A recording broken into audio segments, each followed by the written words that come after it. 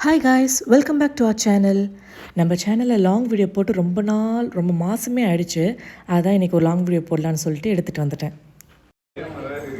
பிரஜி இங்கே வா. இஷான் எங்க? இஷான் குட்டி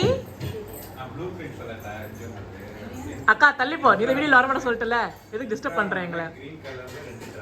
நம்ம எங்கடா போகிறோம்? நான் வீடியோ எடுக்கிறேன்டா, ஃபோட்டோ எடுக்கல. விஷான் குட்டி எங்க போற சொல்லு. எங்கடி போறோம்? கண்ணாடிலாம் போட்டு கெத்தா ரெடியா இருக்கீங்க.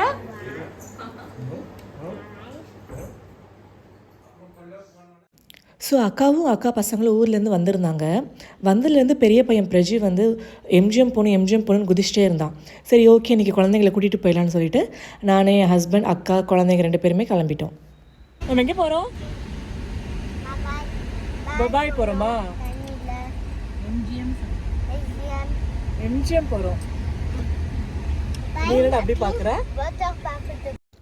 அம்மா தம்பிக்கு ஒர்க் இருந்ததுனால அவங்களால வர முடியல. ஸோ நாங்கள் மட்டும் கிளம்பிட்டோம். நம்ம தான் எங்கே போனாலும் சாப்பாடு கட்டி எடுத்துகிட்டு போயிடுவோம்ல.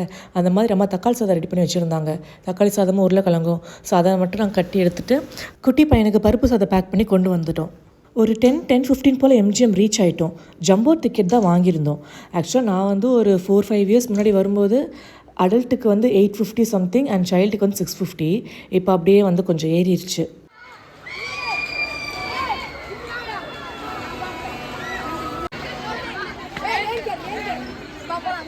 ஆக்சுவலாக நாங்கள் சாப்பாடு பேக் பண்ணி எடுத்துகிட்டு வந்தோம்ல, உள்ளே அலோவ் பண்ண மாட்டேன்னு சொல்லிட்டாங்க.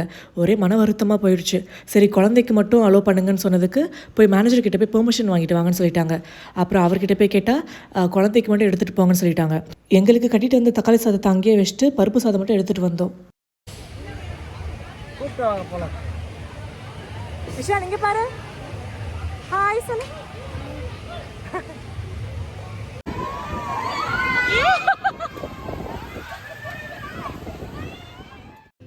வீக்கெண்டில் போனால் ரொம்ப கூட்டமாக இருக்கும். நம்ம வீக் டேஸில் போகலான்னு சொல்லிட்டு நான் ஏதோ பெரிய பிளான்லாம் பண்ணி நாங்கள் ஃப்ரைடேவாக போனோம். அங்கே போய் பார்த்தா ஃபுல்லாக ஸ்கூல் பசங்க. அந்த யூனிஃபார்ம் கலரில் வச்சு பார்க்கும்போது கிட்டத்தட்ட ஒரு 3 ஸ்கூல் கிட்ட வந்திருப்பாங்க. அப்ராக்சிமேட்டாக ஒவ்வொரு ஸ்கூலில் இருந்துமே 100 ஸ்டூடெண்ட்ஸாச்சும் வந்திருப்பாங்க போல். செம கூட்டமாக இருந்துச்சு. அப்போவே நினச்சேன் அவ்வளோதான், ஒவ்வொரு ரைடும் கண்டிப்பாக ஒரு 1.5 மணி நேரம் வெயிட் பண்ணி தான் போவோன்னு சொல்லிட்டு. ஆனால் உள்ளே போக போக பசங்களாம் அப்படியே ஸ்கேட்டர் ஆகிட்டாங்க. நாங்கள் சீக்கிரமாக எல்லா ரைடும் முடிச்சுட்டு அப்படியே அடுத்து ரேஞ்சர் வந்துட்டோம். அதுவும் ஃப்ரெண்ட்லேயே இடம் கிடச்சிருச்சா, எனக்கு ஒரே குதூகலமாகிடுச்சு. ஆக்சுவலாக அம்யூஸ்மெண்ட் பார்க்னால் எனக்கு சின்ன வயசுலேருந்தே ரொம்ப பிடிக்கும். நான் இந்த எம்ஜிஎம், கிஷ்கிந்தா, குயின்ஸ்லாண்டு, மதுரை அதிசயம், பிளாக் தண்டரு, வீகாலாண்டுன்னு எல்லாமே நான் போயிட்டேன்.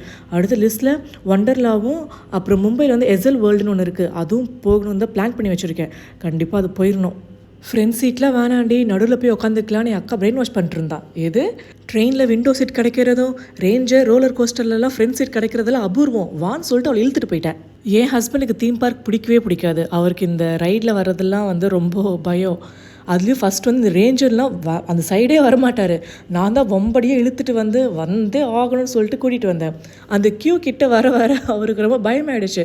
இல்லை என்னைய விட்டுருங்கப்பா, பசங்க தனியாக இருப்பாங்க, நான் போய் அவங்கள உட்காந்துக்கிறேன்னு சொல்லிட்டு அவர் ரீசன் சொல்லி போயிட்டாரு.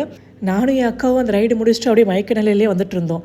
இப்போ வாய்ஸ் ஓவர் கொடுக்கும்போது கூட எனக்கு ஏதோ அந்த ரேஞ்சர்லேயே உட்காந்து வாய்ஸ் கொடுக்குற மாதிரி ஒரு எக்ஸைட்மெண்ட்டாக இருக்குது. அப்புறம் சின்ன பசங்களுக்குலாம் அங்கே நிறைய ரைடு இருந்துச்சு. அதுலலாம் கொஞ்சம் நேரம் அவங்கள விளையாட விட்டுட்டு ஒரு கட்டத்துக்கு மேலே பெரிய பையன் வந்து எனக்கு வாட்டர் ரைட் போகணும் ரொம்ப அடப்பிடிக்க ஆரம்பிச்சிட்டான். இருடா, அது டைமிங்டா, இன்னும் திறந்துருக்க மாட்டாங்கன்னு அவனுக்கு புரிய வைக்கிறதுக்குள்ளே எங்களுக்கு ரொம்ப கஷ்டமாக போயிடுச்சு. அப்புறம் கொஞ்சம் நேரம் ட்ரை ரைட்ஸ்லேயே சுற்றிட்டு நாங்கள் வாட்டர் ரைட்ஸ் போயிட்டோம். அங்கே எந்த வீடியோவுமே எடுக்கலை, ஏன்னா நாங்கள் கேமரா எல்லாத்தையுமே லாக்கர்லேயே வச்சுட்டு போயிட்டோம். அது என்னமோ தண்ணியில் விளையாண்டுட்டு வந்தால் மட்டும் செமையாக பசி எடுக்க ஆரம்பிச்சிடும். இவங்க 2 பேருக்கும் கொண்டு வந்த சாப்பாடை ஊட்டிட்டு நானே, எங்கள் அக்கா, என் ஹஸ்பண்ட் போயிட்டு பிரியாணி சாப்பிட்டுட்டோம். இருக்கா? சரி, அர்த்தம் பண்ணு.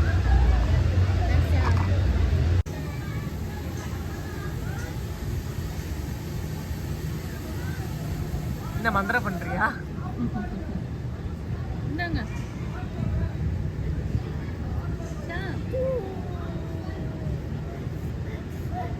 ஆறிடுச்சு. இந்தா.